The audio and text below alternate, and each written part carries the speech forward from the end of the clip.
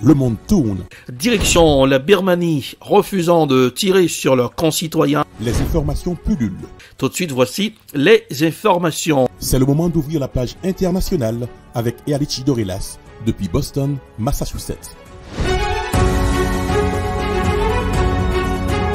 Mesdames, Messieurs, bonsoir, ravi de vous retrouver. Bienvenue dans la page internationale au grand journal du 14h depuis la newsroom de la capitale des grandes universités du monde, Boston, Massachusetts. Ealichi Dorelas pour présenter cette page. Jacques Maël, la Dream Team, Joël François, Smith Jean-Julien, Rubens assure les manœuvres techniques. Bonsoir aux auditeurs de la radio évangélique Hosanna 102.3 FM à Jacques Maël. Les sanctions occidentales font chuter l'économie russe.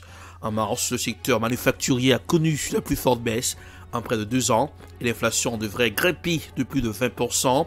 Cette année, Moscou cherche des moyens d'atténuer le coût. Voici un reportage signé CGTN News. La Russie se prépare aux effets de nouvelles sanctions alors qu'elle continue de se débattre avec les rondes précédentes. En surface, l'économie s'en sort largement, mais des experts disent que des fissures commencent à apparaître et que certaines conséquences ne se feront sentir qu'à moyen terme. Mercredi, Vyacheslav Volodine, le président de la Chambre basse du Parlement, a déclaré que les sanctions ne fonctionnaient pas. Il a insisté sur le fait que l'Occident n'avait pas réussi à faire chuter l'économie, ni à paralyser le système bancaire du pays. Mais il y a des pressions sur plusieurs fronts.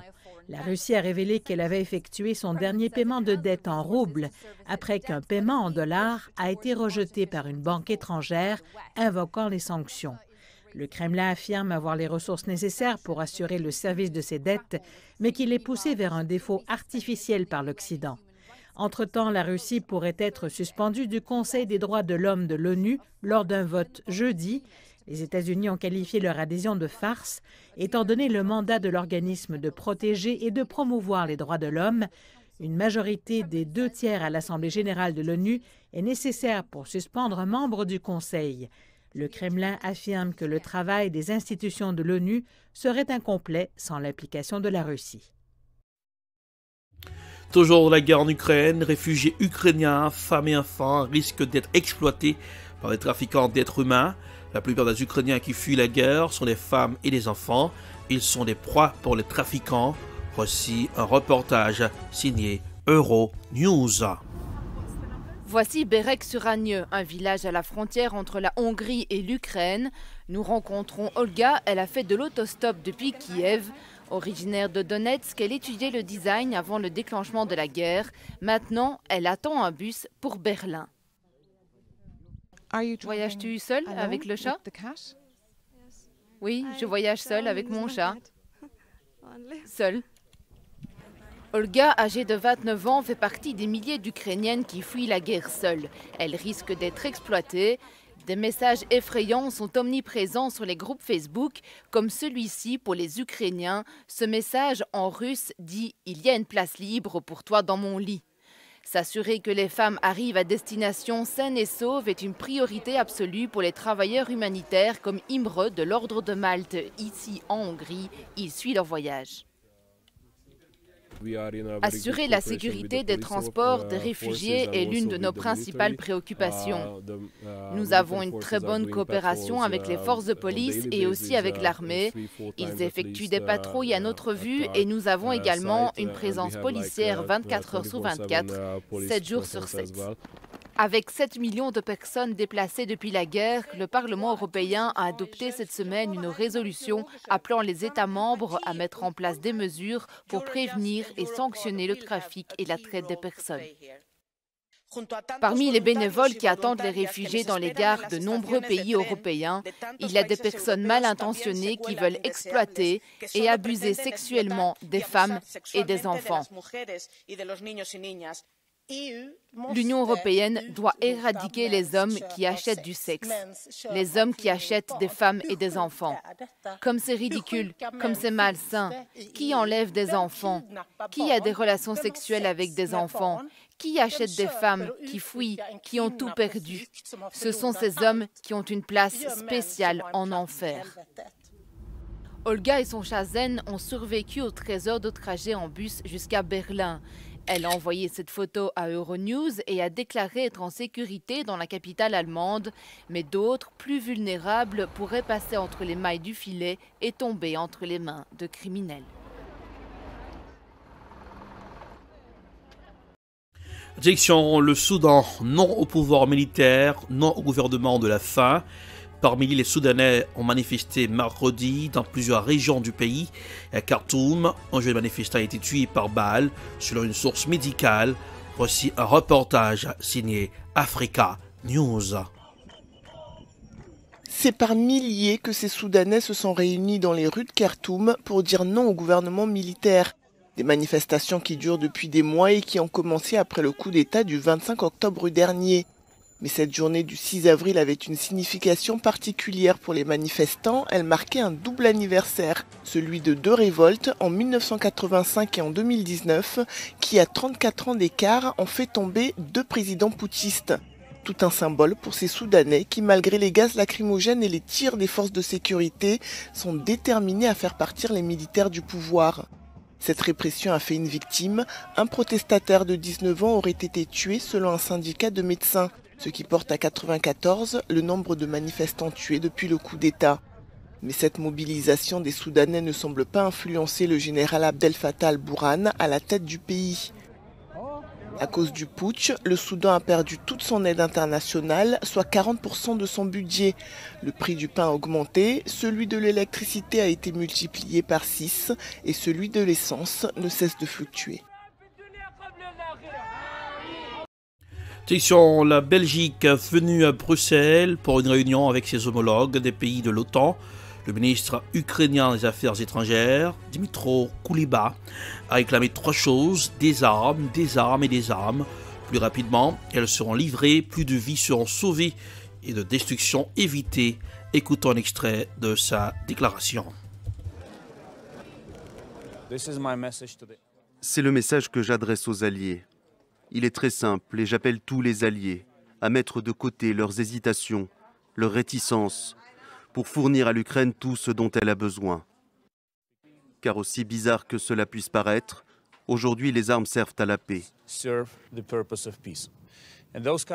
Les pays qui disent qu'ils fourniront à l'Ukraine des armes défensives, mais qui ne sont pas en mesure de fournir des armes offensives, ils sont hypocrites. Cette approche est tout simplement injuste et injustifiée. Somme sur la presse, que dit la presse d'aussi spécial pour aujourd'hui?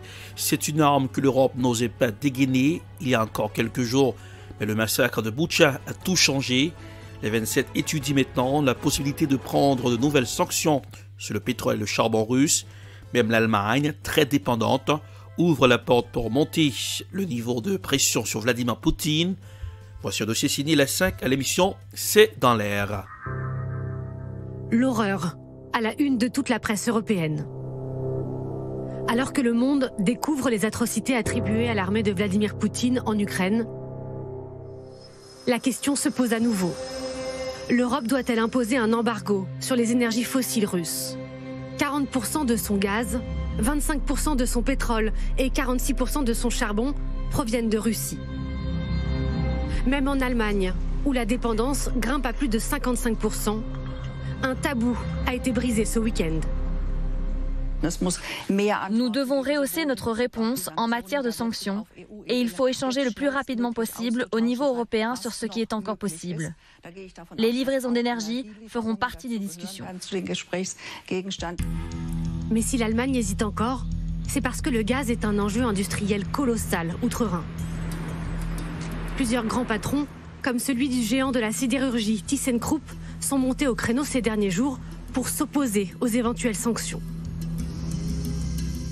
Un embargo signifierait l'effondrement de l'industrie. Un débat enflammé au sein même de la coalition au pouvoir. Si les importations de pétrole et de charbon peuvent être abandonnées d'ici la fin de l'année sans dommage, se priver du gaz russe à court terme coûterait trop cher à l'Allemagne. Nous devons mettre plus de pression sur Poutine et nous devons isoler la Russie. Il faut couper toute relation économique avec la Russie. Mais pour le moment, ce n'est pas possible de se passer du gaz. Nous avons besoin de temps. Eux n'ont pas perdu de temps. Les 3 pays baltes, Estonie, Lettonie et Lituanie en tête, ont annoncé ce week-end mettre fin à leurs achats d'hydrocarbures russes. C'est dans notre intérêt stratégique de réduire notre dépendance, car sinon la Russie l'utilisera contre nous comme un outil géopolitique et économique. Interrogé sur de nouvelles sanctions contre le Kremlin, Emmanuel Macron s'est dit favorable à un embargo sur le pétrole et le charbon. Mais encore faut-il savoir comment se passer des ressources énergétiques de la Russie. Pour se chauffer l'hiver prochain, tous les regards seront braqués vers d'autres fournisseurs. La Norvège, l'Algérie et le Qatar. Et pour éviter l'explosion des prix, Yannick Jadot propose de mutualiser les commandes. La question, c'est qu'est-ce qu'on met en place comme mesure à la fois de solidarité à l'échelle de l'Union européenne pour qu'on aborde ensemble cette question-là, d'avoir, et c'est ce que je propose, un acheteur européen unique de l'ensemble de nos approvisionnements en gaz pour que justement éviter la concurrence entre les États, les difficultés entre les États, qu'on ait la puissance de l'européenne pour nous fournir en gaz. L'autre solution de rechange, le gaz naturel liquéfié, transporté par bateau et non par gazoduc. Problème, l'Europe manque d'infrastructures dans l'immédiat.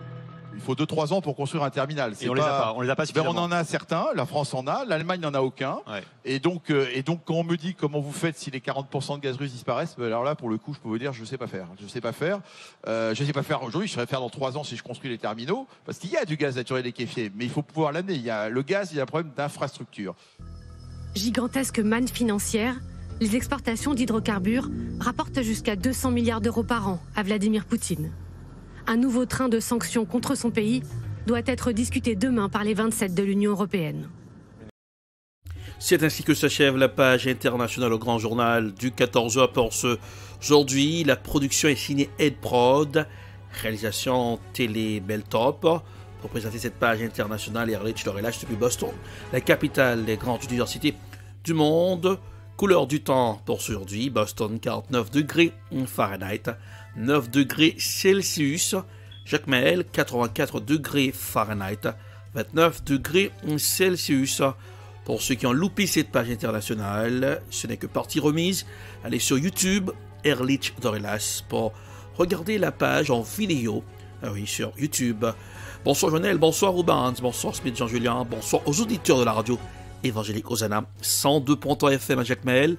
Passez un excellent jeudi en compagnie de la radio.